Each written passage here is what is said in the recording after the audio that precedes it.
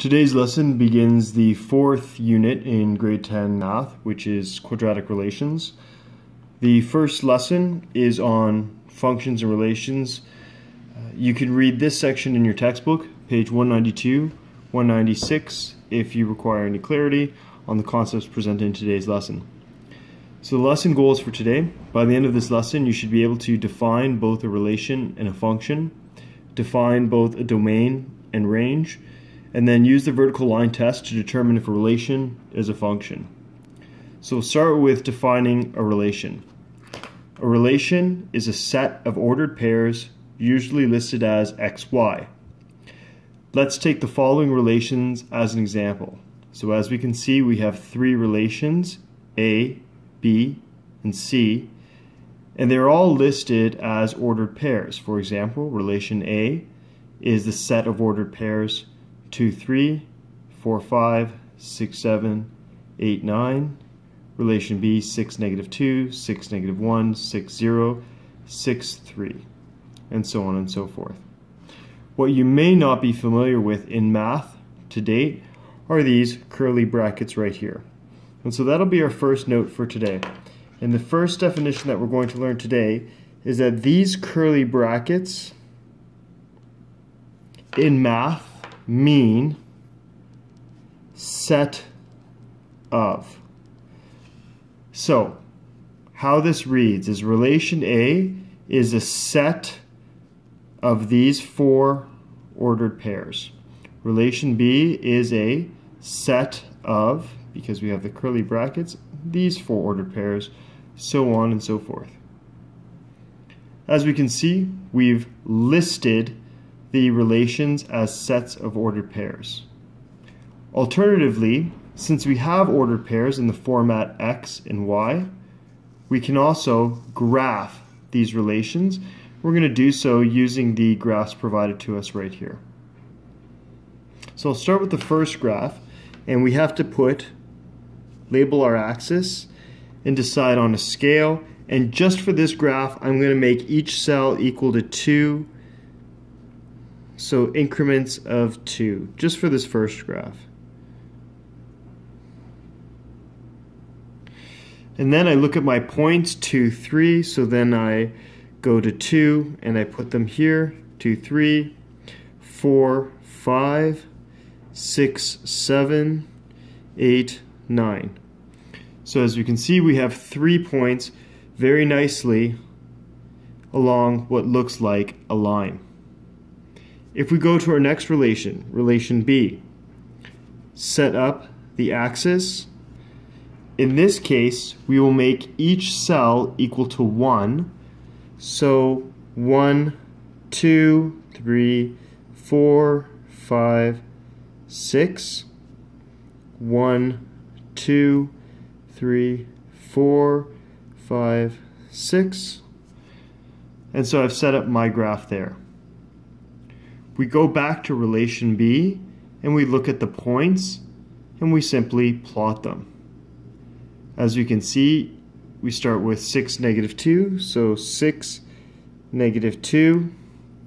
The next point is 6, -1, 6, 0, 6, 3. And there are my 4 points of relation B. Final relation is relation C. So what I'll do here, label my axis. Again, each cell will be worth 1. So 2, 4, 6, 2, 4, 6. And then I can start inputting my points here. So -2, 2, -1, 2, so on and so forth. So -2, 2, -1, 2, 0, 2, 3, 2, and 5, 2. So now what I have done is I have graphed my 3 relations. I have a graph of relation A, a graph of relation B, and a graph of relation C. The third way of representing relations is using equations.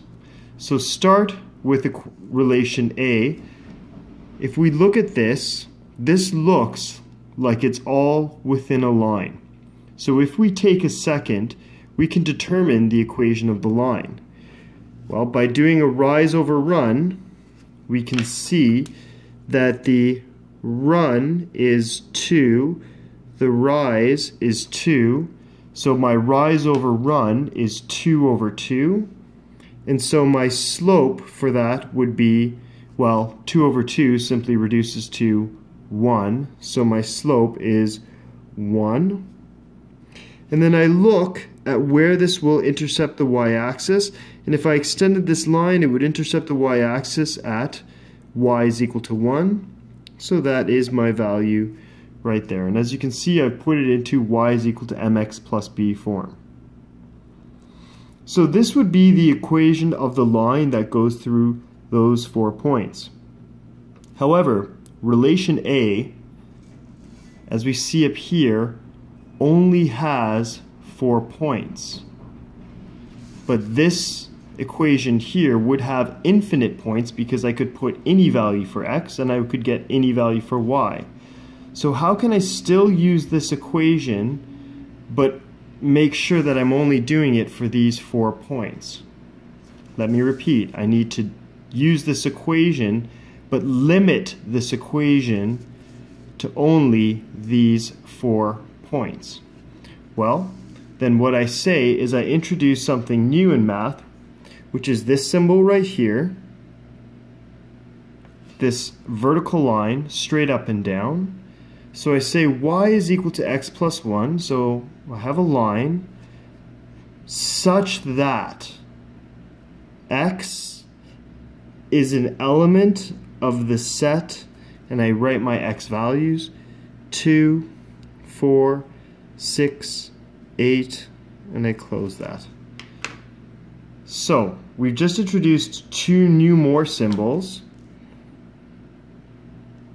So this right here means element of or belongs to. And as you can see, x belongs to the set of those numbers, and that makes sense because in my relation A, x was only 2, 4, 6, and 8. The other thing that we introduced was this vertical line, and that means such that. What we call this right here, this is what we introduced right here. This is what we would call a restriction. So that means we can use this equation of the line, but it's restricted to these x values. So we can only use this equation of the line with these x values. And as such, we would only then get these 4 points. How would we get the equation of this line right here? Well, if you recall from grade 9, when you have a vertical line, the equation of a vertical line is simply x is equal to where that line goes through, what x value that line goes through. And in this case, x is equal to 6. And the reason for that is because it does not matter what the y values are in a vertical line, x will always be equal to 6. The restriction here again is I only had 1, 2, 3, 4 points. So x is equal to 6, but my restriction for that is that y could only be equal to -2, -1, 0, and 3. So such that y is an element of the numbers -2, -1, 0, and 3. So that was my restriction for that relation. What we might want to do is just to give ourselves a little reminder, vertical lines, their equations look like this. X is equal to some number. Okay, and that's the number of the vertical line. The final relation is relation C. And as we can see here, that was a horizontal line going all along the value y is equal to 2. So again, 4 points on a horizontal line going through y is equal to 2. So I go to write the equation for this. Y is equal to 2. Again, I don't have an infinite number of points. I only have 1, 2, 3, 4 points. So therefore, I must put in my restriction such that x is an element of the set of numbers -2, -1, 0, 3, and 5. Oops, sorry, so there's 5 points there. Okay, so it can only be around those. And just as a reminder to yourself, if you are ever asked to find the equation of a horizontal line, horizontal lines have this format for their equations. Okay, so make sure that you have this in here if you're ever asked for the equation of a vertical line going through a certain point, or the equation of a horizontal line going through a certain point. So y is equal to, and the y value that it goes along. Okay, so we now have described a relation with a list, which we saw up here, a list of ordered pairs. We graphed those ordered pairs, and then we wrote equations to describe those ordered pairs, and we restricted the cases in which we could use those equations. And that also gave us the dots. This may look very unfamiliar to you, and it ought to, because you've never experienced this before in your math education, and this will be something that will be new moving forward. So as we continue to study quadratic relations and quadratic functions, we're going to see more and more of this sort of notation. So it's important that we get more and more familiar with it. Something else you have not seen before is what is called the domain and the range. The first set of elements of the ordered pairs of relation, so the x values are all the x values in a relation are the domain, all the y values in a relation are the range. And the x is known as the independent variable, and the y is known as the dependent variable. So, just to repeat, all the x values in your relations, so all the x values here, those are the domains. All the y values are your range. Looking at the next page, it says what would be the domain and range of the three relations A, B, and C, and what number set does each belong to? Well, we're only really going to deal with one number set in this course, and that is the real number set. Real numbers, you may recall from grade 9, real numbers is the set of all numbers that actually exist. So that might sound like a bit of a confusing statement, but any number you can enter into your calculator and you can calculate with is a real number. So any number that you can calculate is a real number. There are other numbers that are known as imaginary numbers or complex numbers, and you won't have to deal with those until grade 12 or possibly even university. So the only thing that we're going to study here are real numbers, which are basically, like I said, any number that can be calculated. So, relation A, if we go back, we look at where the question is asking us for the domain of relation A. So we go back to equation A, and I look at the domain, which is just the x values. So I had 2, 4, 6, and 8 as my domain.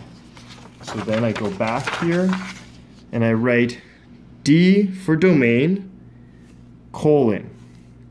X is an element of real numbers, so x is a real number, such that x is an element of the set of numbers 2, 4, 6, and 8. And that is how I describe my domain. We can go back to the previous page to look at our range. our range here is our y values. So we look here, okay, 3, 5, 7, and 9. That is my range. So range is y, element of real numbers, such that y is an element of the set of numbers 3, 5, 7, and 9. Okay, and obviously it doesn't have to be in different colors. I just put this blue for my domain and red for my range, simply because it just helps you see that the domain is the x values and the range is the y values. So take a second and see if you can do this on your own for relation B and relation C. I'm just going to pause the video, and when it comes back, the domain and range for relation B and relation C should be copied for you. Okay, so take a second and compare what you wrote with what I've listed here. If we look at relation B, remember that it was simply a horizontal line that passed through x is equal to 6.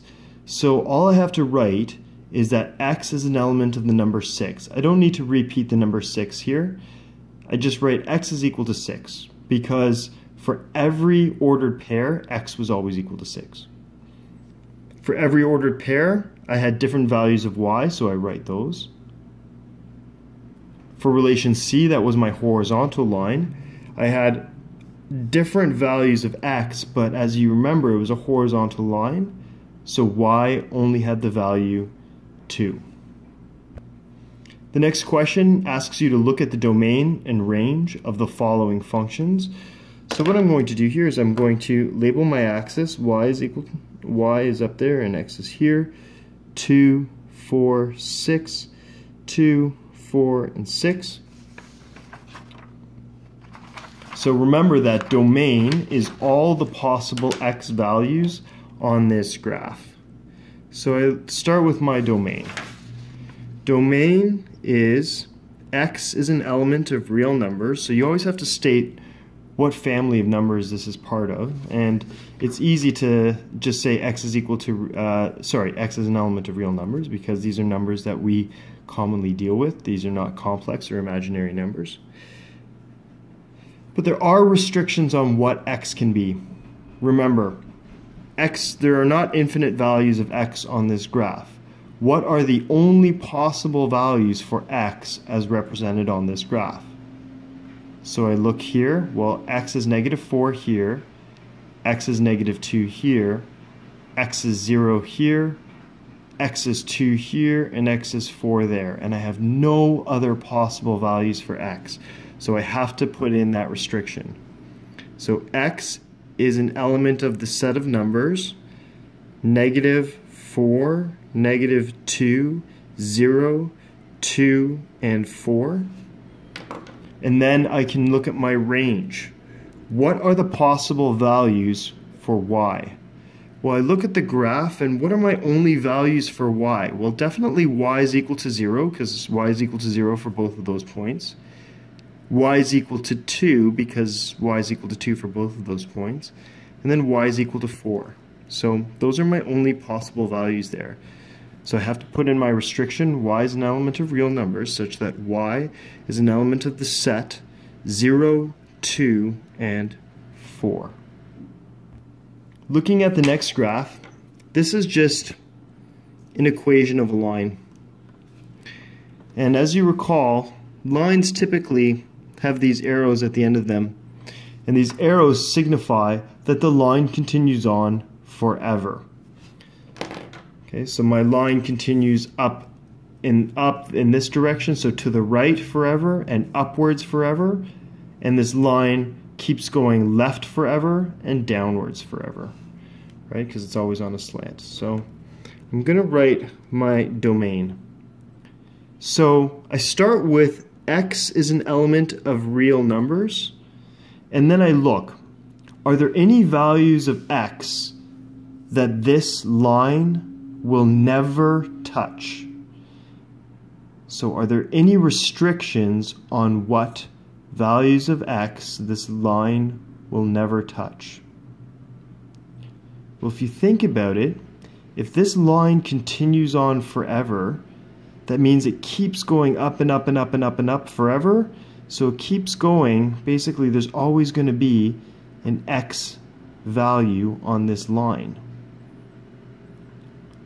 It keeps going also backwards into the negative numbers, on and on and on, so there will always be an x value there as well.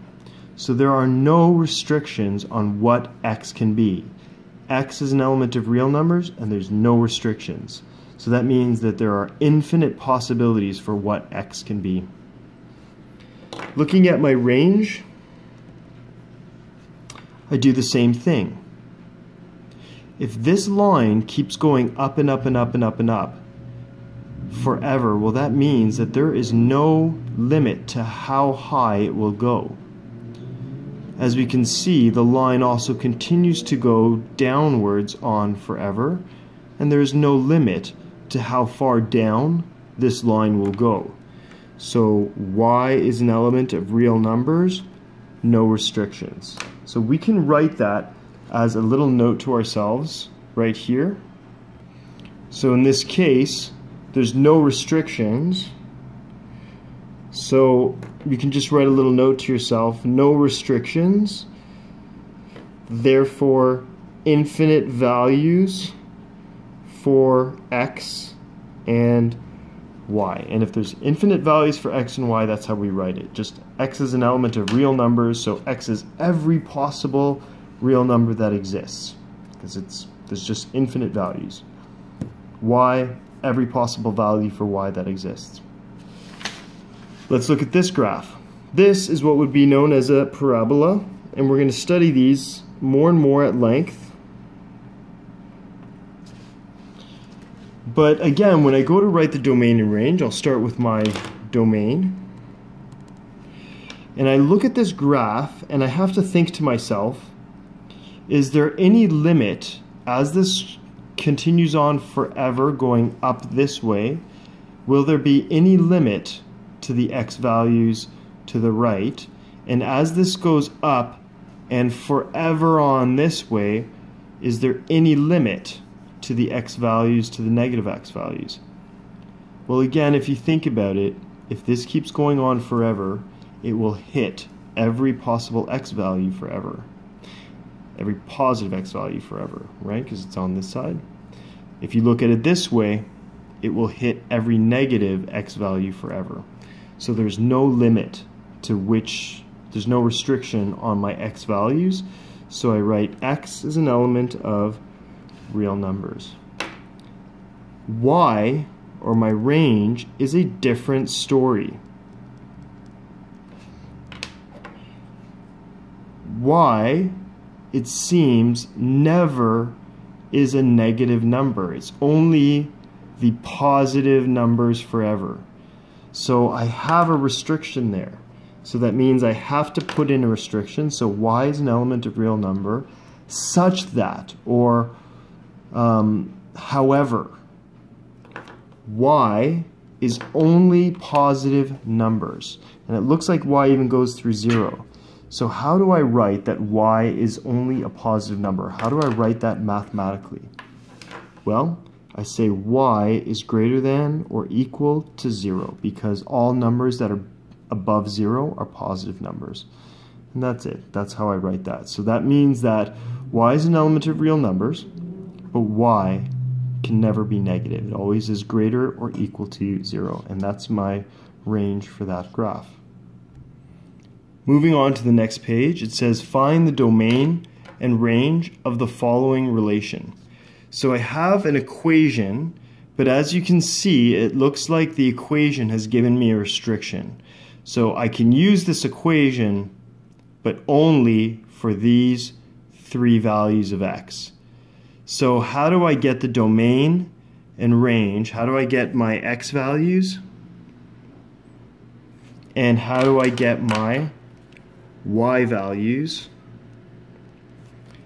for this equation given only these x values? Well, the domain is easy because it literally has told me what my possible values are.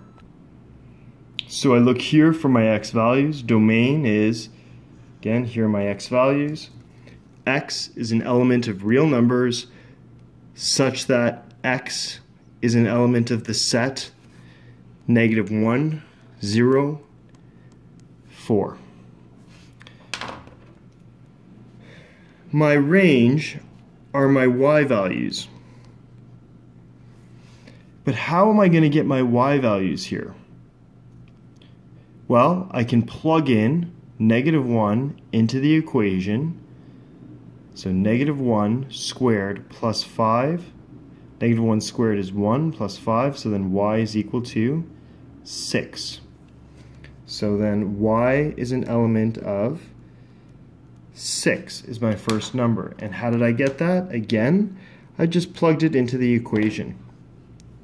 So I went -1 squared plus 5 to get that y value.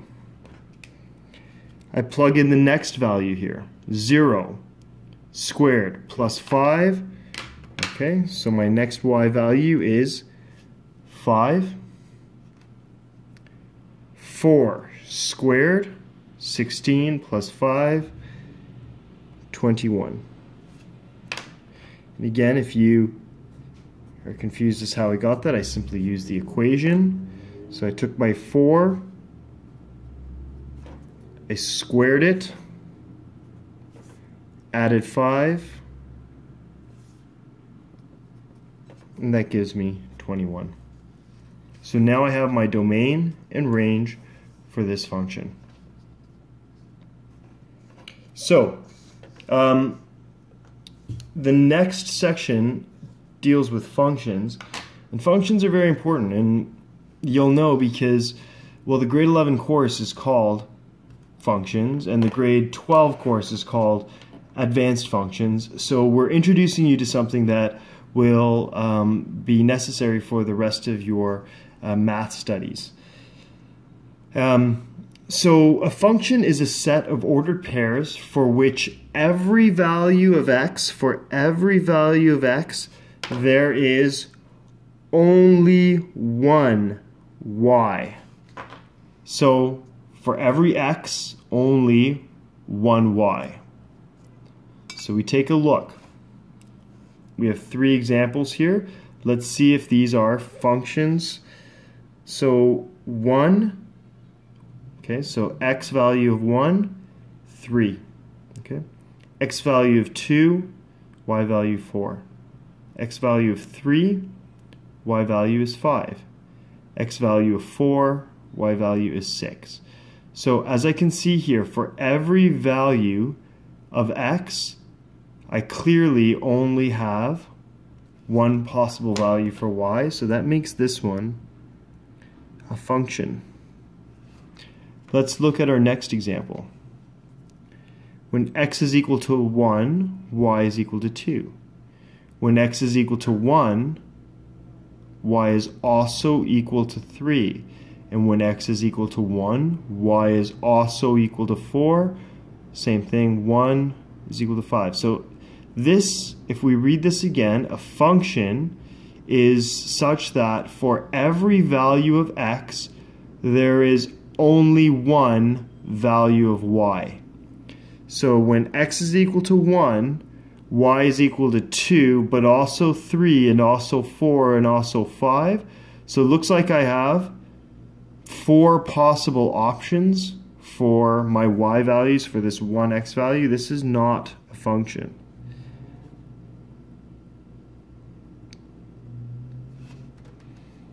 Let's look at our next example.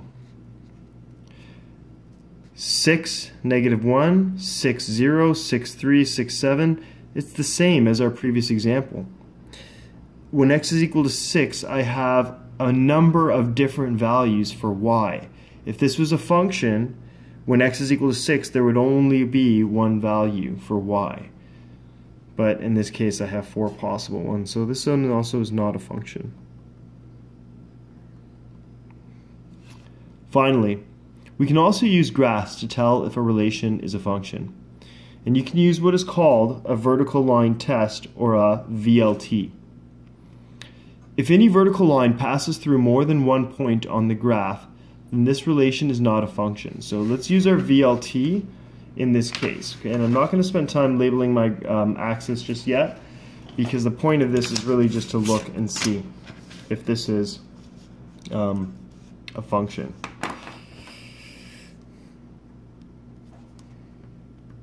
Okay, I lied. I'm going to label my axis. All right, so I take a ruler and I go along my graph.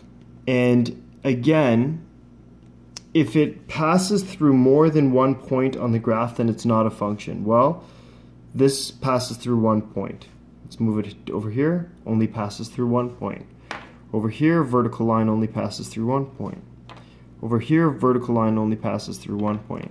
So what this means is that for every x value that I'm going along the x-axis for, there is only one possible y value.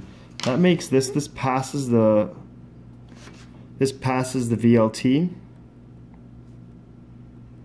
So this is a function. Let's look at the next graph. Y, x. Well, you can see almost immediately that when I draw a vertical line, it goes through this point here. If I draw a vertical line, and it goes through here. So immediately you can see that for this x value, I have this value of y and also another value of y. So I have two values of y for one x value. And I can do that anywhere. I can do that over here as well. Again, problematic. For this x value, which would be x is equal to 3, I have two possible y values. This is obviously not a function.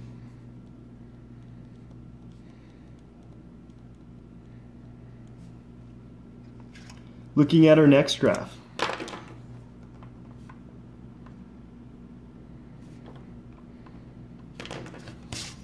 Okay, I do my vertical line test. Okay. For this x value, only one y. For this x value, only one y. So on and so forth. So as you can see, I could draw an infinite number of vertical lines and it will only go through one point, meaning that for this x value there is only one y. This is a function. Finally, y, x. So I'm going to start all the way here to the left, and I'm going to draw a vertical line right here. And oh, look, it passes because for this x value, there's only one y. But just because it passes here doesn't mean that it will always pass the test. Let's obviously take a look right here. As you can see, for this value of x, I have two possible y values.